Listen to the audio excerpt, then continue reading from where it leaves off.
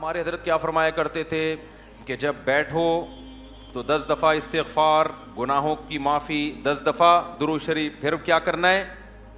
یہ بہت اہم اس میں سبق ہے، اس لیے میں یہ بتا رہا ہوں کہ کیا یہ ہمیں نصیحت کرتے تھے. پھر کیا کرنا ہے؟ یہ مراقبہ کرنا ہے کہ جب تک کسی باغیچے سے جھاڑیوں کو صاف نہ کیا جائے، پھول بوٹے اس میں پیدا نہیں ہوتے. تو جب تک دل میں دنیا کے جو گٹر اور دنیا کے محبت کے جو گٹر ابل رہے، اس کو گٹر ہی کہا کرو. دنیا مردار کی محبت کے کیا ہیں؟ یہ گٹر ہیں.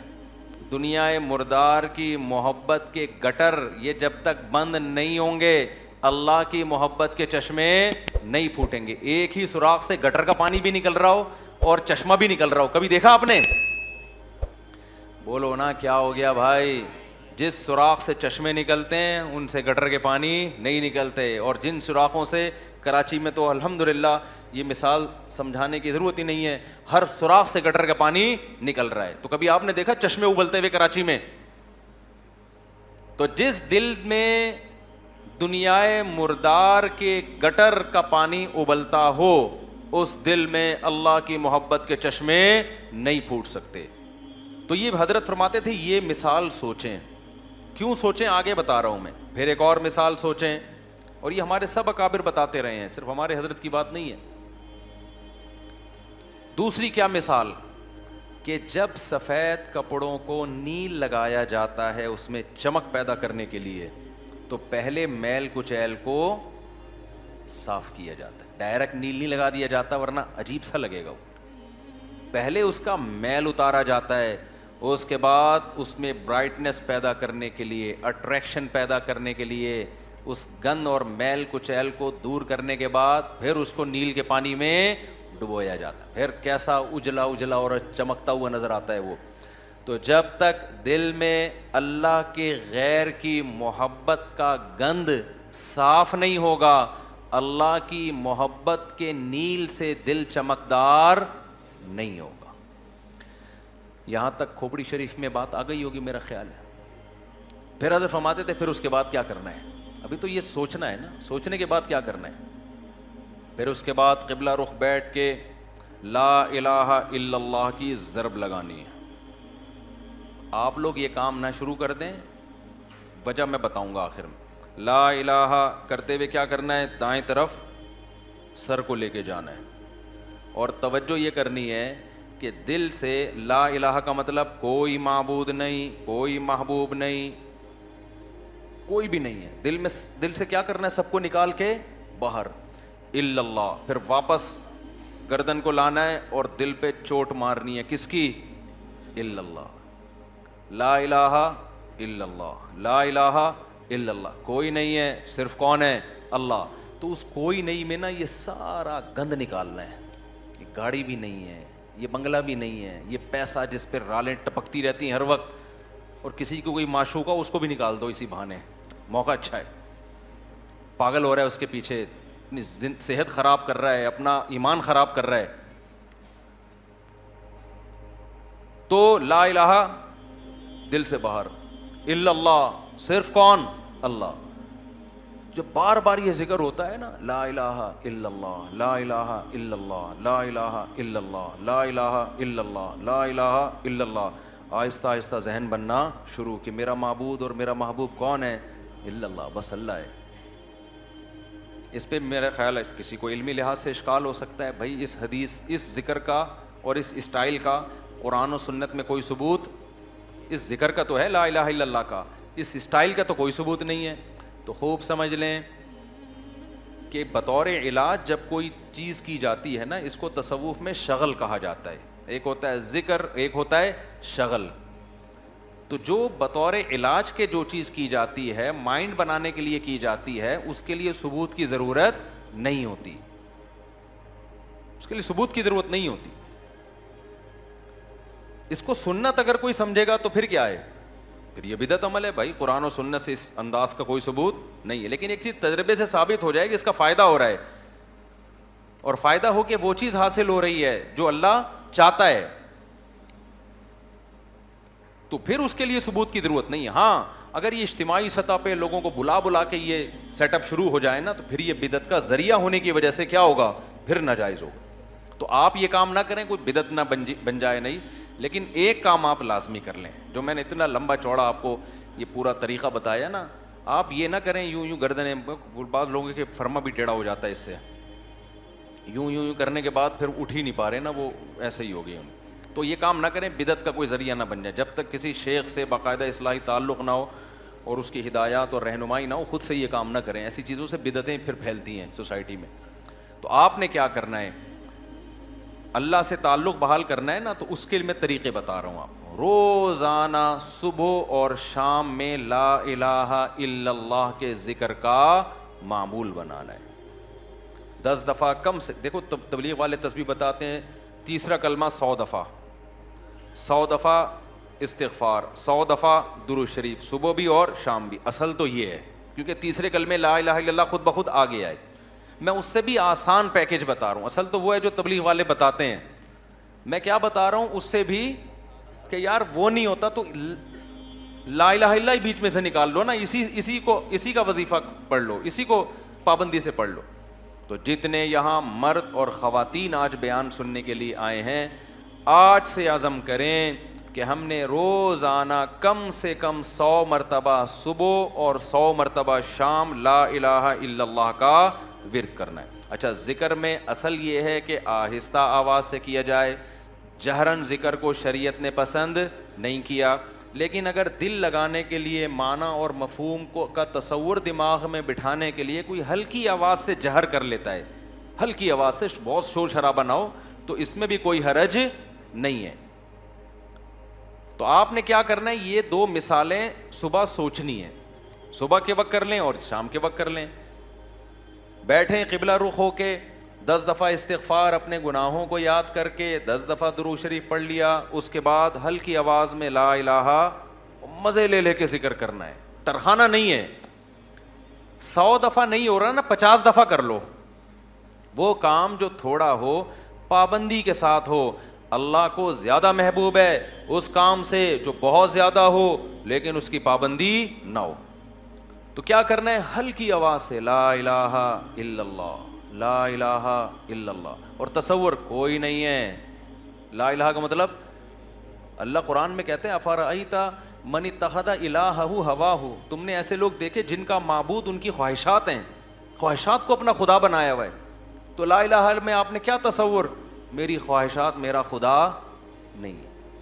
جس کے دل میں بھی، وہ ہر آدمی کو پتا ہے مجھے کس سے زیادہ عشق چڑھا ہوا ہے آج کل، گاڑی سے زیادہ ہے، بنگلے سے زیادہ ہے، بحریہ ٹاؤن سے زیادہ ہے، یہ کس سے ہے، جو گھسا ہوا ہے نا دل کے اندر.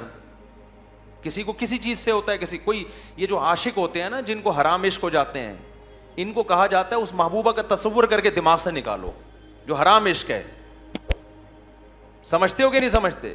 تو آج سے یہ وعدہ کرتے ہیں کہ نہیں کرتے، 10 دفعہ استغفار، 10 دفعہ درود شریف. پھر یہ مثال بھی سوچنی ہے کہ جب تک جھاڑیاں صاف نہ کی جائیں، پھول بوٹے اس کھیتی میں پیدا نہیں ہوتے. تو میں نے بھی جب تک یہ گند اپنے دل سے نہیں نکالوں گا نا، اس وقت اللہ کی محبت کے چشمے نہیں پھوٹیں گے. اسی نیت سے کہتا ہوں لا الہ کوئی نہیں ہے الا اللہ. صرف کون ہے، خدا کی قسم لا الہ الا اللہ اگر آپ نے چند مہینے کر لیا، اتنا فائدہ ہوگا کہ آپ کی زندگی تبدیل ہو جائے گی.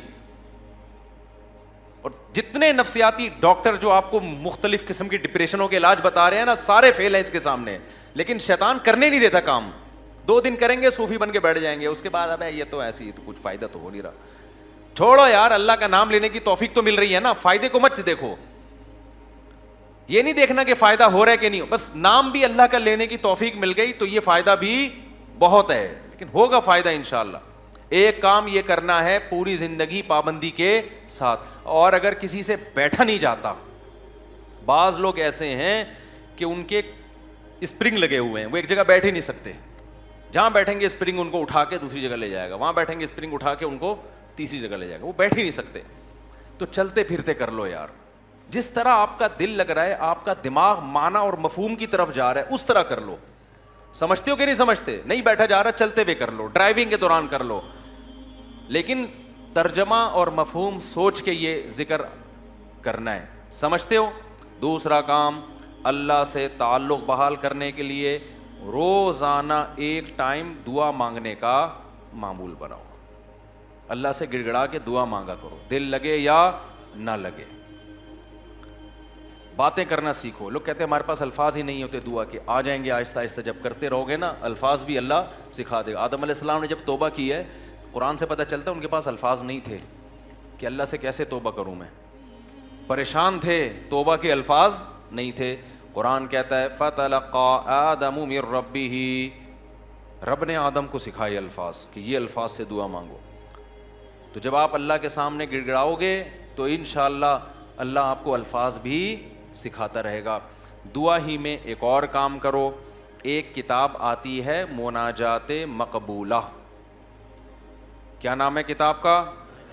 مولانا اشرف علی تھانوی رحمہ اللہ تعالیٰ نے قرآن اور سنت میں صحیح احادیث میں جتنی دعائیں ہیں ان تمام دعاؤں کو ایک چھوٹے سے کتابچے میں جمع کر لیا ہے.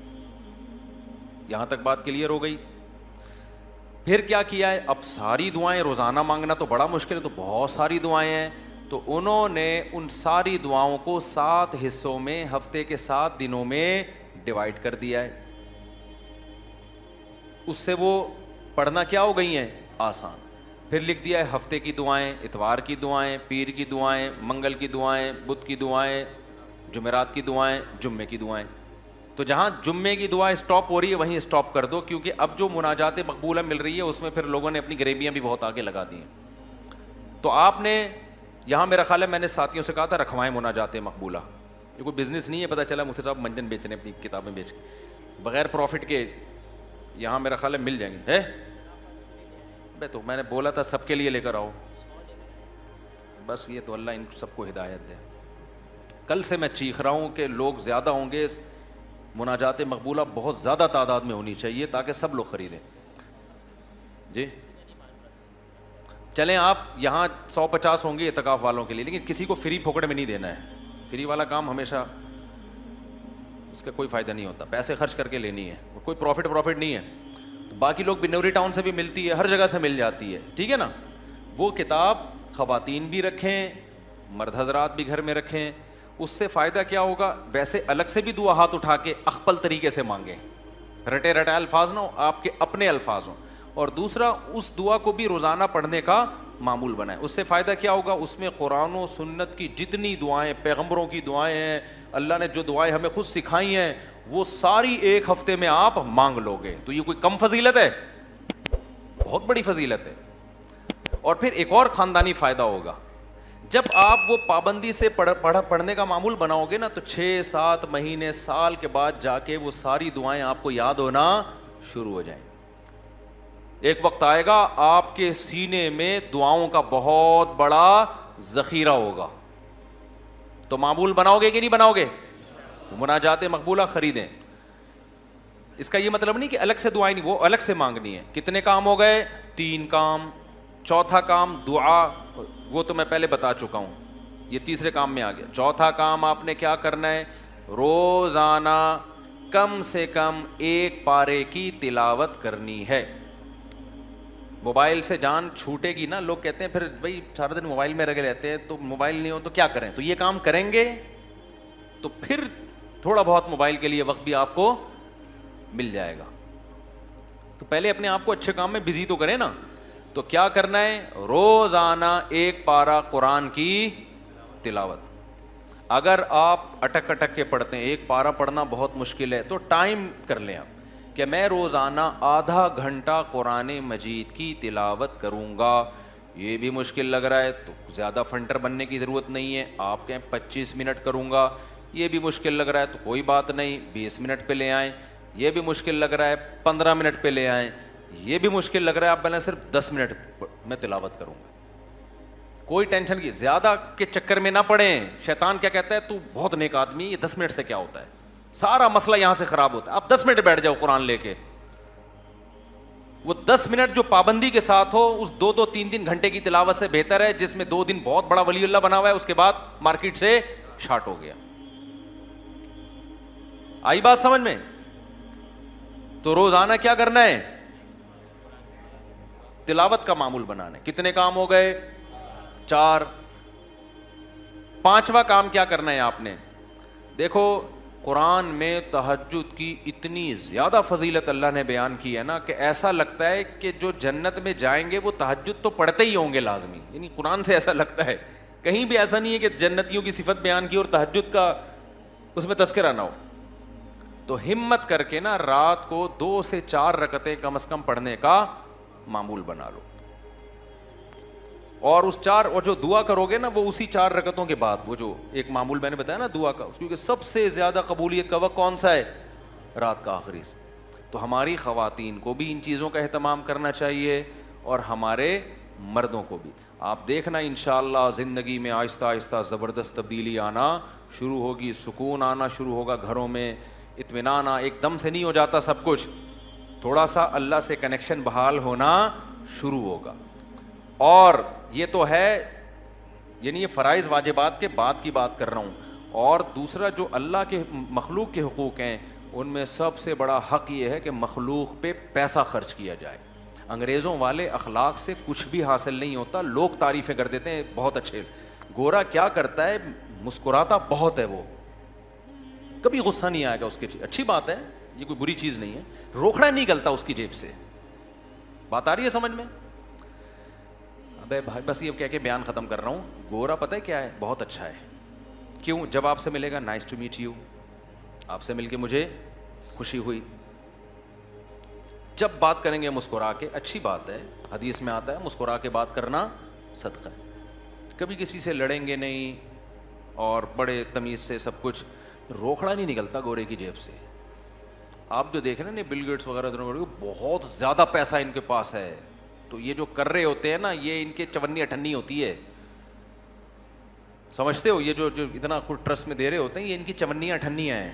تو اٹھنی نئی جنریشن کو تو اٹھنی کا مطلب ہی نہیں پتا کیا ہوتی ہے. نئی جنریشن جو ہے نا کچھ دنوں میں کہے گی کہ ہمارے ابا نا, ابے تو غریب آدمی, صرف 5,000 کا نوٹ تجھے جیب خرچی میں ملتا ہے, تجھے شرم نہیں آتی؟ یہ 5,000 کی یہ ویلیو ہونے والی ہے ابھی تھوڑے دنوں میں. تو خیر اللہ تعالیٰ نے ہمیں حکم دیا ہے وفی اموالہم حق للسائل والمحروم, ان کے مالوں میں جو ضرورت مند لوگ ہیں ان کا حق ہے. ایسے صدقات و خیرات کیا کرو جیسے گورا ٹائم پہ ٹیکس دیتا ہے. ان کے یہاں ٹیکس کی بڑی ویلیو ہے, اچھا شہری ہے, ٹیکس میں ڈنڈی نہیں مارتا. ہم ٹیکس بھی دیں گے لیکن ہم اپنے رشتہ داروں پہ, غریبوں پہ, ضرورت مندوں پہ ایسے تجوریوں کا منہ کھولیں گے کہ گویا یہ اللہ کی طرف سے ہم پہ ٹیکس ہے. کنجوسی ختم کرو معاشرے میں. زکوٰۃ دیتے ہوئے جان نکل رہی ہے, حالانکہ کتنی تھوڑی سی زکوٰۃ ہے یار, کتنی تھوڑی سی زکوٰۃ ہے. بیٹیوں کے نام ہو رہا ہے زیور تاکہ زکوٰۃ نہ دینی پڑے. خوشی خوشی دو یار, سال میں ایک دفعہ ایک اسلام کا رکن ادا کرنے کا موقع مل رہا ہے, اس سے بڑھا کے دیا کرو. 2.5% ہے, ہم 5% دیں گے جی. غریبی اللہ بھی تو ہمیں ضرورت سے زیادہ دے رہا ہے کہ نہیں دے رہا؟ جتنا اللہ کے ذمے ہمارا رزق ہے وہ تو 2 روٹی ہے, صبح اور ایک شام, اور بالکل فٹ فاٹ رہتا ہے. لیکن اللہ پراٹھے بھی کھلا رہا ہے. اللہ ہم تختوں پہ بھی سو سکتے ہیں لیکن اللہ نے سونے کے لیے ہمیں کیا دیے ہوئے ہیں؟ گدے دیے ہوئے ہیں. ہر چیز ہمیں اللہ نے, ایک جوڑا ہمارا گزارے کے لیے کافی ہے جو سطر کو ڈھانپ لے, لیکن پیٹیاں کھولو پوٹلوں کے پوٹلے نکل کے گریں گے نیچے. تو میرے بھائی اللہ کیا ہمیں ترسا ترسا کے دیتا ہے؟ ہماری ضرورت سے کئی گنا زیادہ. تو جب اللہ ہم سے مانگتا ہے تو ہمیں بھی چاہیے اللہ کے لیے اپنے ہاتھ کو کھلا رکھیں. تو جتنے خواتین یہاں بیٹھی بیان سن رہی ہیں, جتنے مرد, ہر مہینے معمول بنائیں کچھ نہ کچھ اماؤنٹ پابندی سے صدقہ کریں گے, اور اپنے بچوں کو سکھائیں. یہ بچوں کو پتہ ہے آج کل کیا سکھایا جا رہا ہے؟ بیٹا پیسہ پیسہ جو ہے نا اس پہ کبھی کمپرومائز نہیں کرنا. ہر وقت ان کے سامنے دولت کی باتیں, پیسے کی باتیں, دولت کی باتیں, پیسے کی باتیں, بزنس کی باتیں. لہذا جس بچے کو جاب نہ ملے وہ کھمبے سے لٹک کے مرتا ہے. پھر وہ بچے کو توکل کی باتیں کرو, بیٹا پیسہ ویسا کچھ نہیں ہوتا, ٹھیک ہے اللہ نے ہمیں بہت دیا لیکن یہ سب کچھ نہیں ہے, اصل عمل ہے. اصل کیا ہے؟ عمل ہے. قارون جب اپنے خزانوں کے ساتھ نکلا تو غریبوں نے کہا پیسہ ہی سب کچھ ہے. اہل علم نے کیا کہا؟ بھائی یہ کچھ بھی نہیں ہے, اصل عمل ہے. یہ اہل علم نے کہا نا, قرآن میں کئی بار بتا چکا. تو اپنے بچوں کو سکھاؤ بیٹا پیسے, کسی کی دولت دے کے رالے مت ٹپکانا. اصل کیا ہے؟ عمل ہے. صدقہ خیرات, یہ پیسے والا اگر صدقہ خیرات کرتا ہے تو بہت اچھا, نہیں کرتا تو بیٹا یہ پیسہ وبال جان ہے. تو بچپن سے ان کو عیدیاں دیا کرو تو ان کو بولا کرو کہ کچھ صدقہ کرو اس میں سے. ہماری حضرت تو فرمایا کرتے تھے جب فقیر کو پیسہ دینا ہو نا بچے کے ہاتھ سے دلواؤ کہ تم دے کر آؤ جا کے. تاکہ اس کو پیسہ دینے کی عادت پڑے. اپنے بچوں کے سامنے اپنی بہنوں پہ خرچ کیا کرو, اپنے رشتہ داروں پہ خرچ کیا کرو, تاکہ ان کو بھی بڑے ہو کر عادت پڑے کہ ہم نے بھی کیا کرنا ہے, اپنے بہن بھائیوں پہ خرچ کرنا ہے. ابا مر رہا ہوتا ہے, وصیت کر رہا ہوتا ہے میری بیٹیوں کا خیال کرنا, اگلا بول رہا تھا تو نے کون سا اپنی بہنوں کا خیال کیا کبھی زندگی میں. دادا یہی حسرتیں لے کے دنیا, ان کی بہنوں کی تو وراثتیں کھا کے بیٹھا ہوا ہے ابا ہمارا, پھپھیوں کی وراثتیں کھا کے, ہوتا ہے نا, ابا نے سارا وہ اسی سے تو چل رہا ہے.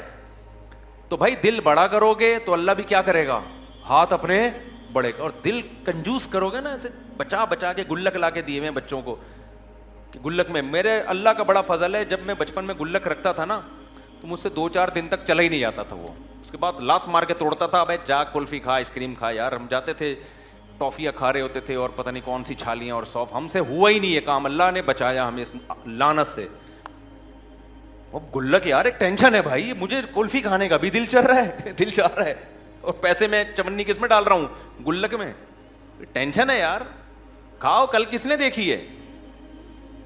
اسراف نہ کرواؤ کہ بھیک مانگ مانگ کے کھانا شروع کر دے لوگوں سے. لیکن بچوں کا دل کیا کرو, جب عیدیاں دیا کرو بیٹا بھائیوں کو بھی کھلانا, باہر دوستوں کو بھی کھلانے والا بن, کھانے والے دنیا میں بہت ہیں, پھوڑنے والے کیا ہیں, بہت ہیں, کھلانے والے کم ہیں. اللہ کی عادت کھانا ہے یا کھلانا ہے, تو اللہ کو پسند بھی کون ہے, کھلانے والے. اور خوب سمجھ لو, زیادہ سے زیادہ غریب ہو جاؤ گے نا, لوگ کہتے ہیں بھائی غریب نہ ہو جائیں, حدیث میں آتا ہے سب سے بہتر صدقہ وہ ہے تأمل الغنا و تخشى الفقر, جس صدقے میں تمہیں ڈر لگے کہ کل میں غریب نہ ہو جاؤں, اور صدقہ نہ کرنے میں امیدیں ہوں کہ مالدار ہو جاؤں گا. اس کنڈیشن میں جو صدقہ کیا جائے گا وہ کیا ہے, سب سے بہتر. تو ایسا نہ ہو کہ حاتم طائی کی قبر پہ جا کے لات مار دیں اور سب چیریٹی کر کے کل بھیک مانگنے آئے ہو مجھ سے چندہ. تو میں تو موٹیویشن کے لیے کہہ رہا ہوں, لیکن جو کنجوسی مارکیٹ میں چل رہی ہے وہ مسلمانوں کا کلچر نہیں ہے, یہ ہم لوگوں نے غیر مسلموں سے سیکھی ہیں یہ چیزیں. نہ وہ تو بیوی پہ خرچ کر رہے ہیں, نہ وہ اولاد پہ خرچ کر رہے ہیں, وہ تو 2 بچے پیدا کم بخت اس لیے کر رہے ہیں, 2 سے زیادہ نہ ہو کہ خرچ نہ کرنا پڑ جائے ان کے اوپر. تو جس کم بخت کی یہ سوچو کہ اپنی اولاد کے لیے, اولاد پیدا کرنے کے لیے تیار نہ ہو کہ خرچ کرنا پڑے گا, ان سے کیا سخاوت کی امیدیں لگاؤ گے بھائی آپ, وہ آپ کو سخاوت سکھائیں گے.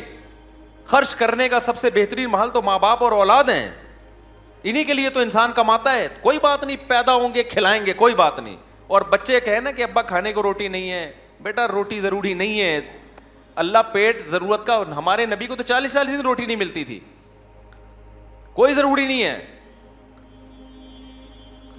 جتنی ضروری ہے اتنی اللہ دے دیتا ہے. باقی اللہ زیادہ دے رہا ہے تو شکر ادا کرو, نہیں دے رہا تو کیا کرو. آج لوگ کہتے ہیں غربت کی وجہ سے نا لوگ ڈپریشن میں جا رہے ہیں, خودکشیاں ہو رہی ہیں. بھائی غربت کی وجہ سے نہیں, تربیت نہ ہونے کی وجہ سے ہو رہا ہے یہ. پہلے بھی غریب ہوتے تھے لیکن مائیں سکھاتی تھیں, باپ سکھاتے تھے, بیٹا آج روٹی ہے ٹھیک ہے, اور نہیں ہے تو کیا ہے, صبر کرو. میں ایک واقعہ سنا کے بس بیان کو سمیٹتا ہوں. ایک بزرگ کا واقعہ ہے کہ ان کے پاس نا ایک طالب علم پڑھا کرتا تھا. پہلے زمانے میں کیونکہ وسائل بہت کم ہوتے تھے دینی مدرسوں کے پاس, طلبہ بہت سے بھوک میں پڑھتے تھے. تو ایک طالب علم تھا, وہ اب کبھی مدرسے میں روٹی مل رہی ہے کبھی نہیں مل رہی. تو وہ بزرگ تھے, وہ بھی اسی کے ساتھ جب بھوکے رہتے, جب روٹی ہے تو ٹھیک ہے, بھوکے نہیں ہے تو کھا لیا, چلو جی روٹی ہے تو کھا لیا. امام ابو یوسف جو امام ابو حنیفہ کے شاگرد ہیں نا, پتہ نہیں کتنے سال انہوں نے صرف دہی اور سوکھی روٹی پہ گزارا کیا ہے, پھر جا کے علم حاصل کیا ہے. اگر اس طرح کے ان کو تربیت دی جاتی کہ کامیاب وہ ہے جو پراٹھے پھوڑ رہا ہے اور یہ کھا رہا ہے, تو وہ ابو یوسف تھوڑی بنتے. پھر وہ قاضی القضاء, اسلامی دنیا کے جو سب سے پہلے مسلمان جج تھے نا, سب سے بڑی آبادی پہ, وہ امام ابو حنیفہ کے شاگرد ابو یوسف رحمۃ اللہ علیہ تھے. وہ پیڑے کھا کے نہیں بنے ہیں, وہ سوکھی روٹیاں کھا کے. مولانا طارق جمیل صاحب کی آج لوگ عیش و عشرت دیکھتے ہیں, کئی مہینے ابلے ہوئے چاولوں پہ گزارا کیا ہے.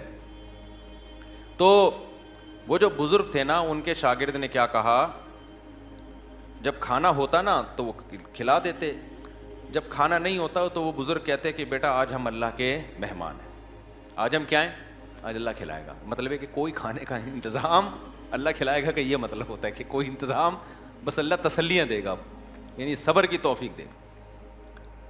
تو ویسے ہی ہوتا ہے. ایک دن وہ بیچارہ بیٹھا ہوا, تو بزرگ اس نے پوچھا کہ کھانا ہے, انہوں نے کہا ہاں ہے. تو وہ طالب علم رونے لگا. یہ تربیت کی بات بتا رہا ہوں آپ کو, آج کل یہ تربیت نہیں ہے. بزرگ نے کہا بیٹا آج تو کھانا ہے, آج تم رو کیوں رہے ہو؟ انہوں نے کہا کہ استاد جی آپ جب یہ کہتے تھے نا آج ہم اللہ کے مہمان ہیں, اس میں جو لذت تھی وہ کھانا کھانے میں نہیں تھی, کیونکہ آج اللہ کے لیے جب صبر کرنا پڑتا ہے تو اس کا اپنا مزہ ہے نا. روزے میں بھی تو ہم بھوکے پیاسے رہتے ہیں, لیکن اس کا ایک لطف ہے. یہ کس کے لیے رہتے ہیں؟ یہ اللہ کے لیے رہتے ہیں. ویسے کوئی ہمیں بھوکا پیاسا ذرا رہ کے تو ڈاکٹر کہہ کے تھک گئے, کم کھاؤ کم کو مانتا ہے, خود ڈاکٹر نہیں مانتا اپنی بات. ادھر میں بیٹھا ہوا تھا, میں طلبا کو نا یہاں لڑکوں کو سمجھا رہا تھا, دیکھو بریانیاں شریانیاں نہیں پھوڑا کرو, ایکچولی ہماری ڈائٹ یہ ہونی. میں بہت زبردست کھانا آیا, میں نے بھی پھوڑ دی بیٹھ کے. مجھے خود یاد نہیں تھا کہ میں ابھی تھوڑی دیر پہلے نصیحتیں کیا کر رہا تھا, ابھی پرسوں کی بات ہے. تو یہ مجھے کہنے لگے آپ تو سمجھا رہے تھے یہ کھاؤ. میں نے کہا بے بھائی اس تقریر کو الگ رکھ, کھانے کے بعد دوبارہ ہم اس پہ ڈسکس کریں گے, ابھی بھوک لگ رہی ہے پھوڑنے تھے. تو بھائی جو سمجھا رہا ہوتا ہے وہ بھی پھوڑتا ہے, ڈاکٹر خود پھوڑ رہے ہوتے ہیں. لیکن کیسے اللہ کے کہنے پر یار اللہ ہمیں توفیق دیتا ہے, پورا مہینہ کھانا پینا ایسا جام ہوتا ہے, ایک قطرہ حلق میں پانی کا نہیں اترتا. یہ خدا کے حکم کے بغیر ممکن نہیں ہے. تو اس کا اپنا ایک سکون ہے, ایک لذت ہے اس میں. ٹینشن تھوڑی اتنی انسان پال سکتا ہے, یہ اس میں ایک خاص لذت ہے کہ کس کے لیے ہے یہ اللہ کے لیے ہے. تو یہ جو میں نے آپ کو معمولات بتائے ہیں, کوشش کریں گے نا اس پر عمل کرنے کی. صدقہ بھی کرنا ہے, خیرات بھی کرنا ہے, اور خواتین نے بھی خیرات کرنا ہے. نبی صلی اللہ علیہ وسلم نے خواتین کو الگ سے حکم دیا کہ تم صدقات و خیرات کی کرو اور اس آگ سے بچو جس سے بچنے کا اللہ نے حکم دیا. اب خواتین کہیں گی ہم کہاں سے صدقہ خیرات کا معمول بنائیں؟ بھائی آپ صدقہ خیرات کا ایسے معمول بنائیں کہ اگر کوئی پاکٹ منی شوہر کی طرف سے ملتی ہے اس کو تھوڑا بچا لیا کریں کہ بھائی اتنا میرا ہے, باقی کیا کرنا ہے. یا اگر کوئی سورس آف انکم ہے اس میں سے کچھ خاص کر لیں.